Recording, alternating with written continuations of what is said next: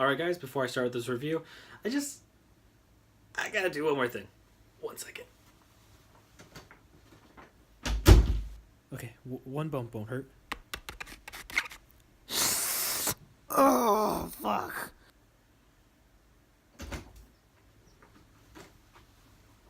Okay, let's do it! Anyways, guys, we follow our main character, Akira, who's basically a little bit wimpy. He's very sensitive, and he's weak.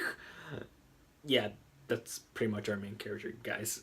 One day, Akira runs into his old friend Ryo, and Ryo informs Akira that the world is being possessed by devils, because one day, Ryo went to go visit his professor, and he caught him in midst of being possessed by this like demon entity, and he asked Akira if he could join him to reveal everyone that devils do exist. Ryo then takes Akira to this big gathering which is called Sabbath, which is nothing but a bunch of people doing drugs, sex, and alcohol, all in that big pot. Ryo explains to Akira that the reason they are here is just because most of the devils do show up at these kind of parties.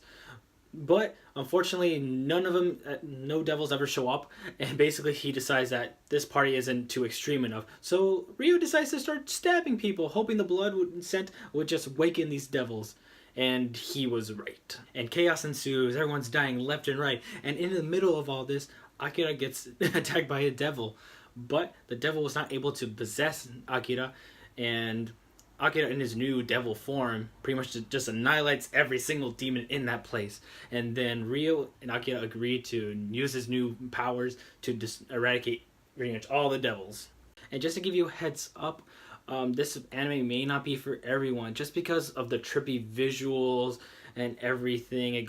There's a lot of sex in this, and it's not tame whatsoever, to be quite honest with you. There's blood, guts everywhere. You see people cut in half. You see like these trippy demons coming out of people, like boobs are turning into demons, vaginas are turning into demons, buttholes are turning into demons. It's pretty much all around demons and fucking and it does go over some religious themes. And so if you're not comfortable with that, you probably should not watch this anime. But if you are interested, this anime is based off a 1972 manga, and pretty much DevilMan CryBaby is a modern take on that old manga. And it's fantastic, guys. When I mentioned about the visuals earlier, they're just amazing. Like, I haven't seen trippy visuals like this since Belladonna of Sadness. A review for another time. Like, this actually really reminded me of old anime from back in the day.